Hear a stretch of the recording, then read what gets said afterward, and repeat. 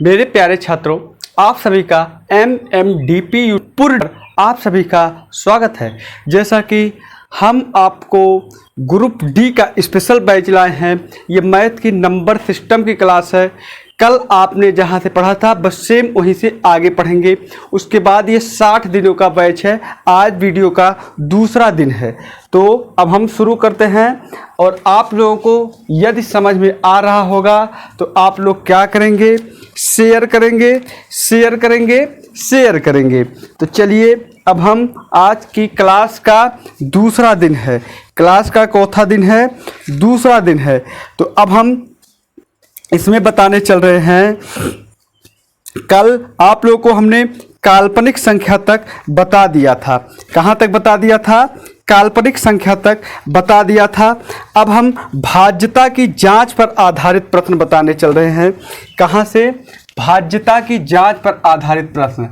भाज्यता की जांच पर आधारित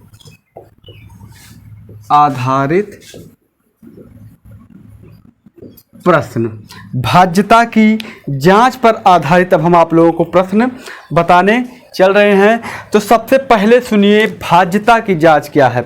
तो भाज्यता की जांच के लिए जो देखिए, भाज्यता की जांच पहले कुछ रूल जान लीजिए कि कौन की संख्या किस से कटती है। तो सबसे पहले ये एक रूल ये देख लीजिए, बहुत फेमस रूल है। अगर 2 की घाते 1 बराबर क्या होता है 2, और 2 की घाते 2 बराबर क्या होता है 4, और 2 की घाते 3 बराबर क्या होता है 8, और 2 की घाते 4 बराबर होता है 16, और 2 की घाते 5 बराबर होता है 32, और 2 की घाते 6 बराबर क्या होता है 64, और 2 की घाते 7 बराबर 128, और 2 की घाते 8 बराबर 256, और 2 की घाते 9 बराबर 512, और 2 की घाते 10 बराबर क्या हो जाएगा 1024। ये आपका सिस्टम है। तो ये हमने लिखा क्यों है? कुछ कारण के लिए लिखा है। यहाँ पर आपको दुविधा नहीं होनी चाहिए, एकदम कॉन्सेप्ट क्लियर कराते चलेंगे। कॉन्सेप्ट, ये ग्रुप डी की कॉन्सेप्ट क्लास है। 60 दिन के बाद मेरे भाई आपको प्रैक्टिस सेट मिलेगा। आपको हम ग्रुप डी जो एकदम जीरो से होंगे, जीरो से हीरो, जीरो से हीरो, जीरो से हीरो आपको हम बना देंगे। केवल वीडियो को आप शेयर करते रहिएगा। शेयर तो जरूर करिएगा, ये आपका धर्म कर्तव्य फर्ज है। और ये वीडियो आपको मिलेगी 8 तारीख। ये वीडियो मिलेगी 8 जून 2021 को। ये वीडियो आपको उपलब्ध होगी 8 जून 2021 को। ये वीडियो आपको यमडीपीपुर यूट्यूब चैनल पर ही मिलेगी। अगर आप नए हैं तो चैनल को जल्द से जल्द सब्सक्राइब कर लीजिए। पुराने हैं तो कोई बात नहीं, आप शेयर कर दीजिए।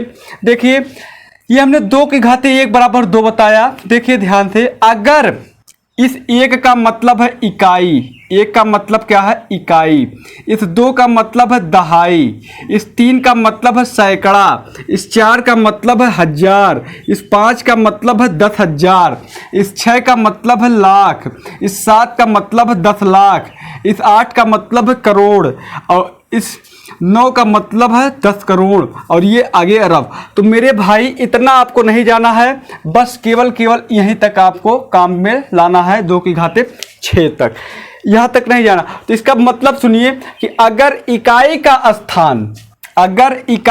स्थान सुनिए ध्यान से, अगर इकाई का स्थान 2 से विभाजित हो, अगर वंश वाला स्थान, इकाई माने देखिए, अगर हम कोई संख्या लिखिए, देखिए 12, तो ये आपका होता है इकाई, और ये होता है मेरे भाई दहाई। तो इकाई, अगर इकाई का स्थान, इकाई का अंक 2 से पूरी तरह विभाजित होता है, तो वो पूरी की पूरी संख्या किससे कट जाएगी? इस 2 से कट जाएगी। किससे कट जाएगी? इस 2 से कट जाएगी। यानी कि हम कितनी भी बड़ी संख्या लिखे, देखिए यहाँ पर देखिए 9 9 9 9 9 9 9 9 9 9, यहाँ लास्ट में हमने 0 बढ़ा दिया। तो अब देखिए 0 ये 2 से तो कट जाएगी, तो इसलिए पूरी की पूरी संख्या 2 से कट जाएगी। यहाँ पे 0 के बजाय हम 2 लिख दिया, तब भी पूरी की पूरी संख्या 2 से कट जाएगी। इस 2 के बजाय हमने 4 लिख दिया, तब भी पूरी की पूरी संख्या 2 से कट जाएगी। अगर यहाँ पर कुछ नहीं, उसको मिटा दिया 4 को, अब ये 2 से नहीं कटेगी। लेकिन यहाँ पर 6 लिखा, तब भी 2 से पूरी की पूरी संख्या क्या हो जाएगी, कट जाएगी। अगर यहाँ पर हमने 8 लिखा, तब भी 2 से पूरी की पूरी संख्या कट जाएगी। लेकिन अगर हमने यहाँ पर बस अब 8 से ज़्यादा 0 आता है, तो यानी कि इकाई के स्थान के पे कोई भी संख्या हो, लेकिन वो किससे कट जाए, 2 से कट जाती है, तो वह पूरी की पूरी संख्या किससे कट जाएगी, 2 से कट जाएगी। यानी कि निश्चित रूप से इकाई के स्थान पे 0 होना चाहिए, 2 होना चाहिए, 4 होना चाहिए, 6 होना चाहिए, 8 होना चाहिए।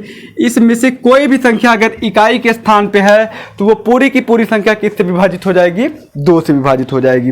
तो उम्मीद करते हैं कि 2 का नियम आपको समझ में आ गया होगा। अब हम बढ़ते हैं आगे। देखिए दूसरे नंबर पे, दूसरे चरण पे हमारा बात दूसरे चरण में चलता है। यहाँ पर देखिए यहाँ पर क्या सिस्टम है।